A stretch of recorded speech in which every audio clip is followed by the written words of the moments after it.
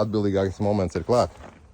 Eļļiņas salietas, antifrīzes salieta, kur eļļiņas bremžu šķidrumi sajūgam, gaisojam sajūg, tāpēc, ka cilindrītu vajadzēja saveidot. Un šķidrjap dēliņš, tas galvenais, kā var teikt, braucējs un aparāta īpašnieks.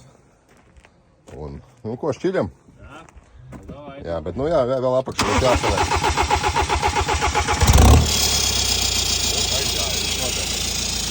Tas ir motoru nomainīt dēliņam.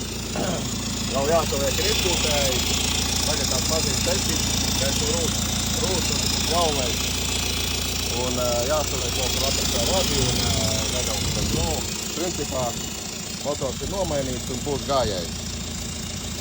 Nu ko? Veiks jūs arī darbiņos. Lai laba diena, lai labs vakars. Hei, hei, hei. Kā var teikt, drīz šitos aparāts būs ielā.